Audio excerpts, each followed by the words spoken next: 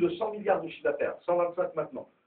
Et là, en fait, ils expliquent cette activité parfois confondue à tort avec les systèmes de vente pyramidale, confondue à tort. Mais il y a un truc important qu'il faut voir ici, des multinationales prospères ont vu le jour comme Tupperware, Eve, ou encore ACM. Ok, ça c'est en école de commerce. Je continue dans la même lancée. Qu'est-ce que je vois? BTS cette année, ça c'est assez marrant. BTS cette année, édition 2011-2012, là on est en France, les étudiants en management, quand on leur dit ben, cette année on va étudier le management, ben, ça c'est dans nos écoles françaises, je veux dire. Ben, en fait, ben, vous regardez, qu'est-ce qu'ils montrent? Et là on voit clairement, sujet de recherche numéro 1. Pourquoi faut-il structurer une entreprise? Bon là on voit mal, expliquer la structure de l'entreprise ACM. Pourquoi? Expliquer la structure de l'entreprise ACM. Tout ça pour vous donner un petit peu une vision de ce qui est réellement la vérité et de ce qu'on peut rencontrer et dans l'opinion des gens. Vous voyez ce que je veux dire? Dans la tête des gens, l'arnaque pyramidale, etc. De bien comprendre ce que j'ai compris moi il y a 4 ans. Je savais exactement que je rentrais dans une industrie dès le départ. Je savais que ma réussite dépendait de moi-même et que je n'avais pas à me dire est-ce que ça va marcher. Partez sur une logique très simple, c'est que le marketing de réseau, c'est une très grande industrie qui a une bonne croissance. Le plus important, c'est d'apprendre ce métier. Maintenant, si je continue dans la même lancée, certains ont même lancé des bouquins. Je vous recommande vraiment l'industrie du XXIe siècle. Il n'a même pas encore été traduit en français. Il est énorme, il explique le cadre en cash flow, que dans la vie, il y a 4 types de personnes dans la vie active. Soit on est employé, donc on échange du temps contre de l'argent, on est salarié, comme une bonne partie des gens. Soit, ben, là, on a un emploi, soit on est travailleur autonome, c'est-à-dire qu'on sait créer son propre emploi. Un médecin, il est bon en médecine, donc il va créer sa propre affaire. Un barman, il est très bon, ben, il va créer son propre bar. Un dentiste, un avocat, un médecin. Par contre, ces gens-là, ici, qui représentent 95% des gens, échangent leur temps contre de l'argent. Les 5% des gens qui se répartissent les 95% des richesses dans le monde, ils sont de ce côté-là. Ok? Propriétaires d'entreprise, plus de 500 salariés. Ça, c'est une réalité. Ça, c'est pas un truc que c'est pas la scène. C'est vraiment une réalité. Propriétaires d'entreprise, ces gens-là travaillent pour eux.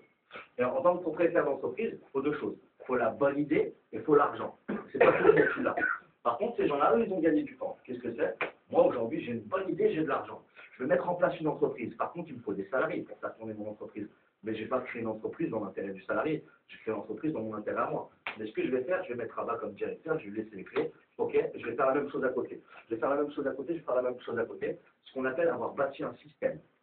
Et les top du top, c'est les investisseurs, c'est les gens qui ont eu la chance, peut-être pas pour nous qui sommes dans la salle, d'avoir des parents très très riches qui nous lèguent la fortune. Tiens, tu as des millions sur le compte en banque, même si tu fais l'école avec toute ta vie, à la fin, ben, tu arrives et puis investisseurs. Ils ont juste à investir.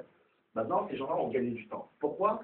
Aujourd'hui, ils gagnent beaucoup d'argent parce que c'est pas leur temps. Dans une journée, on a 24 heures. On ne peut pas travailler plus de 24 heures en une journée. C'est qu'ils ont mis en place un système.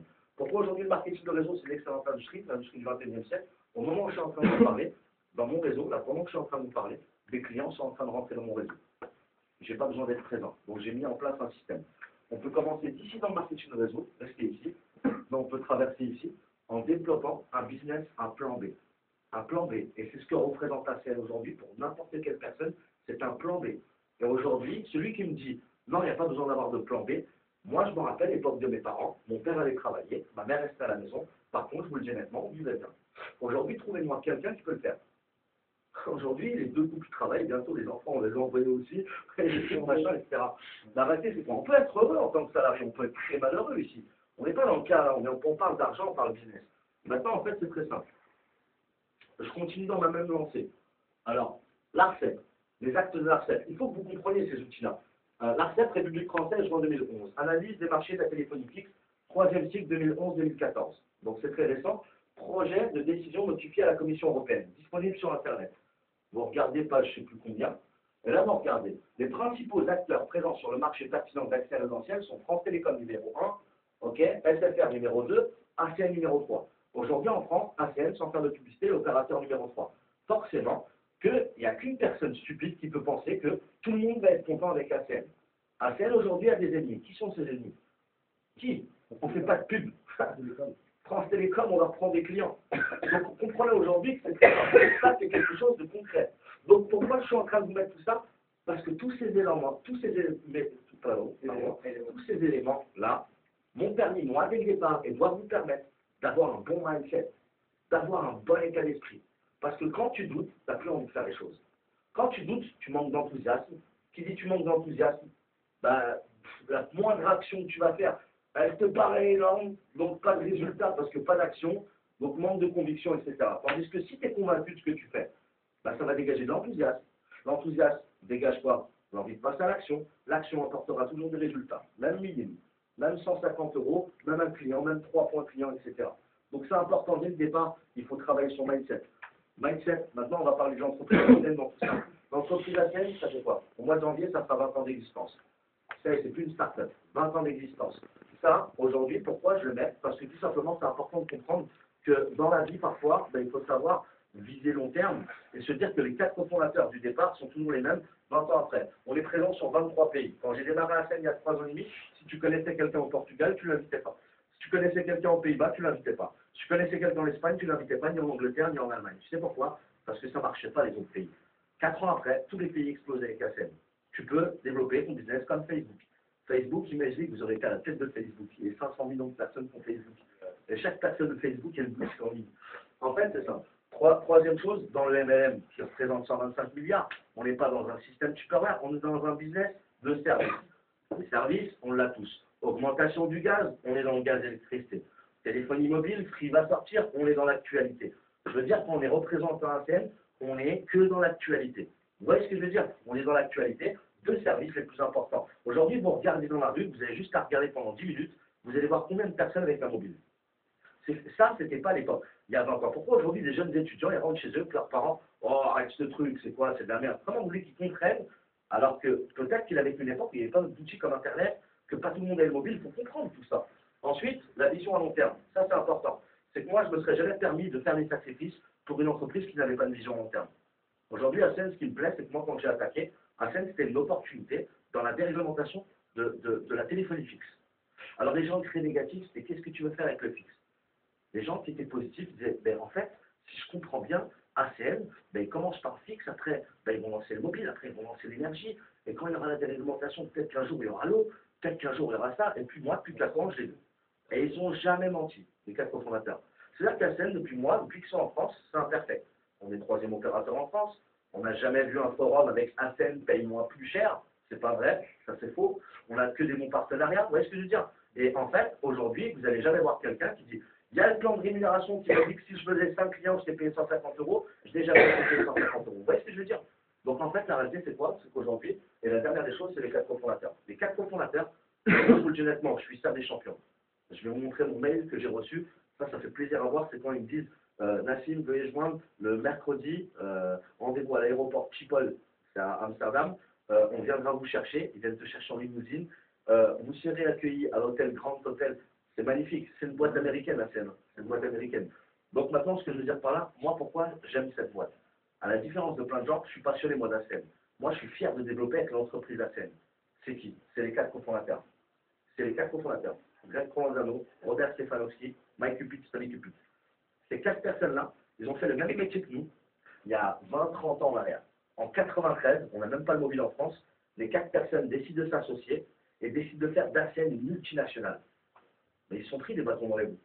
Mais il faut juste regarder maintenant les 4 personnes 20 ans après, sur 23 pays avec Donald Trump, avec machin, etc. Ça veut dire quoi? Ça veut dire que moi je les suis. Moi, il y a des hauts, il y a des bas avec ACN, moi je les suis, je ne me pose pas de questions. Moi, quand des gens me disent, mais c'est quand qu'ils installent le service, etc., je ne me pose pas ces questions-là. Quand ils vont lancer, je suis là, je les suis. Quand ils ne lancent pas, je les suis. Je ne me pose pas de questions, je ne suis pas là pour ça. Moi, je leur fais entièrement confiance. Ça, c'est un avantage d'ACN. Pour cette industrie, pour réussir, fixez-moi un objectif bien précis. Pourquoi j'ai mis cette image-là? Parce que lui, il est déterminé. Ça, c'est un objectif bien précis. Lui, il a vraiment envie de cibler le truc. Mais quand il faut développer ACN, c'est pas l'idée de faire ACN toute sa vie. ACN, ça n'a pas été rose tous les jours avec moi. Moi, je me suis retrouvé à venir, par exemple, à Amiens, je me rappelle, ça m'est déjà arrivé à venir, on attendait plein de monde, etc. Résultat, à l'époque, je me suis retrouvé au café d'en face. Vous voyez ce que je veux dire? À l'époque, j'étais là, j'ai goûté, tu sais, t'as une musique triste qui passe dans ta tête. Comme les j'ai écouté, c'est négatif. J'ai eu des phases où des gens très chauds, toutes ces phases-là. Par contre, je savais pourquoi je le faisais à ACN. Et jusqu'à aujourd'hui, je sais pourquoi toujours je le fais. C'est-à-dire que moi, je n'ai pas fini avec ACN. Moi, parfois, on me dit, oui, mais toi au début, mais toi, ce que tu fais au quotidien, moi, je le fais encore. Moi, je continue à développer ACN. Moi, je cherche des gens qui cherchent une solution d'ACN tous les jours. C'est-à-dire, le travail d'un représentant d'aujourd'hui, je le fais encore aujourd'hui. Non, c'était mieux de démarrer avant, ouais, pas de problème. C'était même mieux de démarrer en 93, peut-être aussi. La réalité, c'est quoi? C'est qu'aujourd'hui, je sais pourquoi j'ai pas la scène. Premièrement, moi, je voulais que ma mère arrête de travailler. Ça, c'est un truc qui me tenait à cœur depuis tout petit. Ma mère, ben, il me reste plus qu'elle. Elle travaillait dans le ménage. Moi, l'avoir se lever le matin, nettoyer les toilettes de gens que je connaissais pas, ça me parlait pas du tout. La réalité, ben, c'est ça, ça me prenait. Donc moi, j'avais cet objectif-là. Il fallait que coûte, j'arrive sans ACN. C'était sans ACN, avant ACN, que j'arrive à la faire avec des travail. Donc c'est une vraie motivation que j'avais. ACN m'a permis de le faire. Par mon boulot, ACN. Donc je savais pourquoi je faisais ACN. Deuxième chose, j'ai grandi à ça. Vu sur le terrain de basket, le voisin qui a des problèmes. C'était pas une ville qui inspire, putain, c'est entre Saint-Denis et Sarcelles.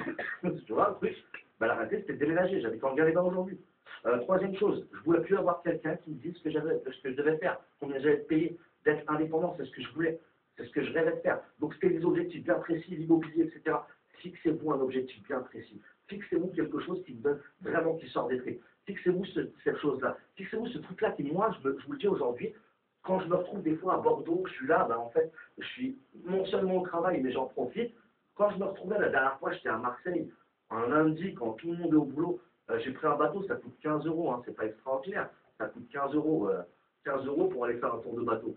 C'est pas le fait d'être riche, c'est d'être dans un bateau, on est lundi.